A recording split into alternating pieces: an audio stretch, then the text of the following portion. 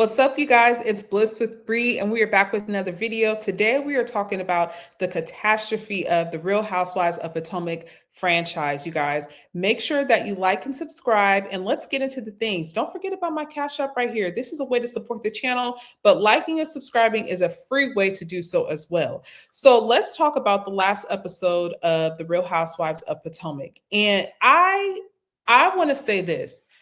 The Real Housewives Potomac has a track record of the housewives just straight up lying.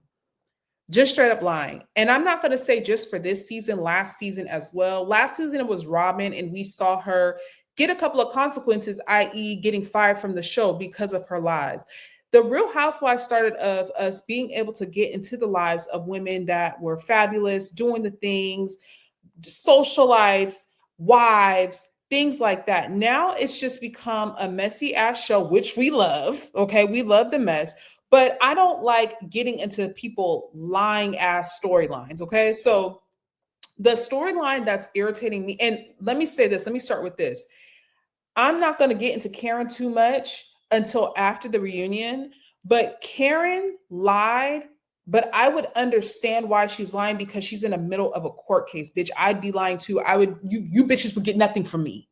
Okay. If I'm in the middle of a court case and everything that can be said can be used against me, bitch, you ain't going to know the goddamn truth.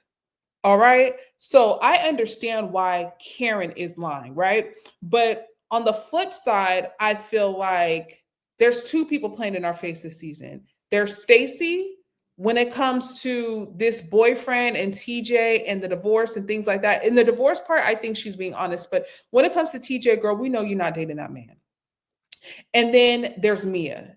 And Mia is the biggest problem out of the whole season, out of all the housewives, because what she is portraying is destructive. It is going to be destructive in her own life and in other people's lives. Her children, Gordon, if she has future children, like she is a big ass embarrassment. And I don't understand how she can get up in every day. And it's not even just about the lying, it's about the things that she's saying and how she can affect other people that she knows in real life and that are close to her. Like the things that she's portraying is devastating.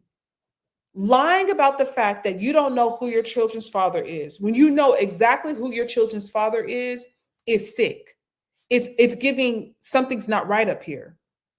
And it makes me question all the things that she said that she's gone through. And I realized Mia was a liar when she started going in on her friend Jacqueline, because I was like, how could you be best friends with someone and say all their tea on a TV show when you know it's going to be worldwide and they don't have the same platform as you? Like that was just it was a little bit weird to me. But this season, it's just I fully come to terms that she fabricates everything that comes out of her fucking mouth. In the first episode, she was crying because she said that they came for her motherhood. Bitch, they should have. And damn near, I feel like CPS should too, because I feel like there's no way you could be a good mother when you're able to do these mind games with people that are taking care of your children or people that are in your life. You're probably doing the same shit to your fucking kids. It's weird. And especially like about their father. Like, girl. So I wrote down some notes here because there's just so many lies to keep up with. And we're not even going to attempt to keep up with them, but we are going to talk about the things that were exposed this weekend, which was that the son is actually Gordon's. My whole problem with my problem with Mia is how she handles Gordon. I'm not defending Gordon in his actions when he was in his manic state and before he was diagnosed. I feel like Gordon has got the help that he needed, and Gordon is not crazy. He is very aware of the position that he is in. And I believe Gordon is telling the truth. I do not believe Mia for 1 second. Everything that she does not agree with Gordon, she makes it seem as if this man is crazy. That is very, very dangerous. Mental health is serious. And that's the reason why people don't get help or why people are afraid to get help, because once they get that label on them, people use that as a way to I was going to say typecast, but they make it a reason for everything. Well, you know she got bipolar. Well, you know she's bipolar. Well, you know she's depressed. Well, you know she has this. You know, that's why people don't come out about their mental illness. And Mia, quite frankly, you need to get checked your damn self. She seems like she has not bipolar, borderline personality disorder. I'm not trying to diagnose her, but that's what it's giving. She's delusional in her head, or she's just a flat out narcissist. Like, it's weird. So that's my whole issue with Mia, is that this season it's all been about the lie of the relationship in which she is in with Ink, and trying to make Gordon feel bad, and justifying the reason why she's with Ink is because Gordon has a mental illness. And she has said flat out, I'm not with Gordon because of his mental illness. She has said that. Okay. So she just needs to be stopped, and she needs to be fired. And she has this like white women syndrome, like, I'm not dealing with this right now. I can't believe you said that about me. I can't believe he took my children. I can't. Bitch, you talking about Gordon taking your children on the vacation. While you were on vacation, girl, you left your children at the place that he put them at.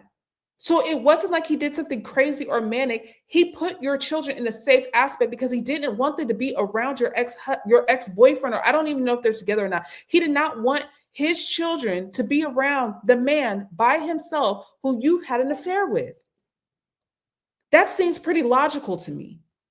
That doesn't seem like somebody that's crazy. And she's weaponizing his diagnosis, and it's disgusting and it's sick. And we're not going to talk about the fact that she said the fathers of my children on a Father's Day post when she knew Gordon was the fucking father in the first place, and try to justify it saying anybody that's around my kids is the father of my children. And like, girl, you sound disgusting. You are not protecting your children. You are putting your children in a very Girl, all these packages come into my door and I have lost my place, and I apologize. This will not happen again. Okay. This will not be a thing that happens again. Okay. So overall, I just feel like she needs to go. And it's for more than one reason. She's messing up the morale of the show. It's not drama that you actually want to see. It's drama that's like cringy, like, you lied about the father of your children only because you were with a new nigga. Like, it's just gross. It's gross to me. The second person who I think is lying, unfortunately, Stacy. Girl, I like your energy. I like what you bring to the show. It's not what you would typically see on the Real Housewives of a all black cast, but I really like her energy and her innocence, if you want to call it that. I really think Stacy wishes she was still married to that husband. And I think she still is married to the husband. The one of the scenes that she had was very troubling for me. And that was the scene when I think she was speaking to the mediator, or maybe it was her lawyer, and she was talking about how she didn't want her child support on paper, but she wanted her alimony on paper. And the lawyer or the mediator asked a very good question. If you want things in writing for yourself, why would you not want things in writing for your child? Like, and I think that man has her in some type of a chokehold to where she still does not think for herself. And I would be curious to know what drove them to get the divorce in the first place, because she still seems like she's under his spell. And the next part of that is when she is bringing TJ on this show as if they were dating. Y'all, let me get a picture of TJ, because I know I have one up here. Never mind. Never mind. I'm not going to do it right now. But TJ, I don't think he's interested in the girls anyway. I think he may be interested in the girls, but I'm talking about the girls, he's not interested in, and he's definitely not interested in Stacy. And that scene where he was talking about, I want you to tell your husband that we're dating, I want to come over. It's like, why would she want to do these things with you when you guys are not really in a real relationship? There's nothing romantic about their chemistry on the show. It's very awkward. It's very bro. Like, it's not like romantic, it's not blissful, it's not him courting her, it's not any of those things. So Stacey, get TJ off of our screens.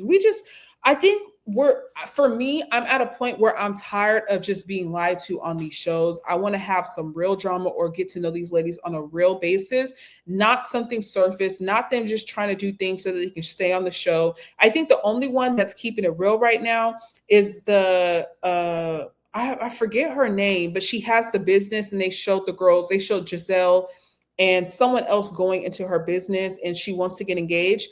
I think because she's just started the show and she just got her, I don't know, they don't have peaches, they have cherry blossom. She just got her cherry blossom.